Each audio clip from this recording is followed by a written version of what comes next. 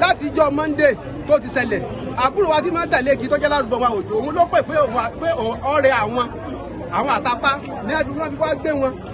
wọ́n dẹ̀ gbé wọn ní family hospital wa which is Adesilos hospital gbogbo rẹ́kọ̀dù lẹ́ndẹ̀ ẹ bá fẹ́ lọ check ọ̀nà sáré wọ́n dẹ̀ diagnose pé wọ́n ní malaria àti typhoid wọ́n dẹ̀ treat wọn nígbà láti ọjọ́ Monday wọ́n dẹ̀ discharge wa lọ hospital níjọ́ Monday wọ́n dẹ̀ ní wípé àwọn ò lọ sí wípé àwọn fẹ́ lọ rest àwọn ìgbésẹ̀ bá wá sínú ilé nígbà tí ọ̀sán àmọ́ lára dìgbẹ́ wọ́n lè traffic àmọ́mọ́ àwọn agbésọ́dọ̀ àti wa ẹni táwọn tẹ̀lé alájà gbé lọ síbẹ̀ lè wá wà pé kí wọ́n rest wọn láwọn ní sẹ́kàn ní Sunday which is Sunday ọ̀la so ibẹ̀ lè wá wà wọ́n rest fún ọjọ́ Tuesday wọ́n sáájú Wednesday lè sùkẹ́ bẹ̀rẹ̀ sí ṣe wọ́n èsùkẹ́ yẹn bẹ̀rẹ̀ fún náà pé sùkẹ́ yìí kékeré lóṣù lè sùkẹ́ adẹ̀ padà nígbà láti pèsè ọ̀rọ̀ adẹ̀ gbé lọ sí hospital agbẹ́ lọ sí yẹn hospital padà Dr. Okon òun lọ́yẹ̀ di general hospital Ìwó òun lápá lọ bá ìyẹn ló ní pé káwáyà fọ́tò ní which is níjọ́ Thursday yẹn ló ṣe scan fún wa wọ́n gbà tí èsùkẹ́ yẹn ti kọ̀ tí ọ̀ lọ pé kákúfẹ̀ kọ́kọ́ rí sí LAUTECH ló fi fún wa ní discharge paper lánàá gbogbo dọ́kúmẹ̀tì yẹn ń bẹ ní LAUTECH ní rẹ́kọ̀dù ọjà fẹ́ lọ confam ẹ̀ níbẹ̀ lọ́gbọ̀mọ̀sọ̀ báyìí ṣe débẹ̀ lọ́gbọ̀mọ̀sọ̀ lánàá fún ara ẹ̀ lẹ́nu gbogbo àwọn ọlọ́pàá tá a bá lójú ọ̀nà ó lé ní mẹ́rin ní múṣeré ara rẹ̀ òwú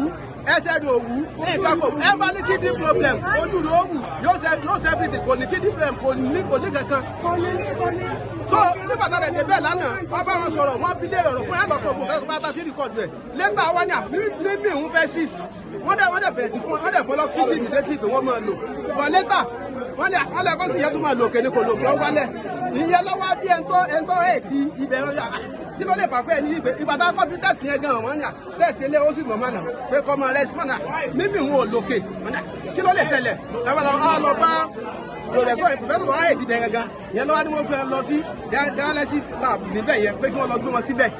nígbà tó dẹ̀ di nǹkan bí ara ń tún ẹgbẹ́ wọn bẹ̀ àwa tó kírun báyìí kò sọ padà báyìí pé ó improve dáadáa o pé kò sí wàhálà ibùdó wọn lé tàbá ìpínlẹ̀ àwọn ọ̀fẹ́ jẹ́ ká fi wọ́n sí public wall wípé nítorí wípé àwọn èèyàn wọ́n yá àwọn fọ́tò bá ti débẹ̀ pé èrò ti pọ̀ jù pé private alẹ́ ló ń private wọ́n ń tẹ́tẹ́tẹ́ tàṣà làwọn máa ń gbà fún private wall àwọn every blessed day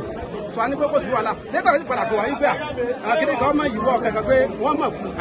ikú kò ìkẹ̀kẹ́ sẹ́fìtì ká ní ti kíndìn po ẹ̀mú ọlọ́run mọ̀ àkéde ọkọ èmi pásálàjì mọ̀ tó wájú kọ́jẹ́ 30 million naira yín san fún ara mi pásálàjì ní nǹkan ò lè ṣe kọ́jọ́ mọ́ kíndìn kọ́jọ́ tó 5 million kíníkà million pásálà mọ̀ ní tèmi gẹ́gẹ́ mi ó sì transfer rẹ̀ yín ṣe kíndìn po àwọn ẹsẹ̀ olùsínú mọ̀lẹ́bí wa kò sí nǹkan tó lè ṣẹlẹ̀ ní fámìlì èmi gẹ́gẹ́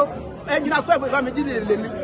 so kò sí nǹkan kan tí a fẹ́ pátá tí àwọn ò lè ṣe o kálípẹ́ tó lówó dé àlẹ́ tọrọ owó láyé kálípẹ́ tí ní kíndìn transfer lẹ́fà ní àlẹ́ tọrọ owó nítọ́lọ́ ìṣẹ́fún nǹkan kò sí àkàtì àwọn agbọ̀n pàṣẹ tí ọ̀nà tí ọ̀pọ̀lọpọ̀ àwọn artist ẹgbẹ́ wọn àlẹ́ tọrọ owó kò ní kíndìn problem o agbàmúkàdàbọ̀ kálípẹ́ yẹn lọ́ba pamọ́ ó kù ọkọ̀ lọ́wọ́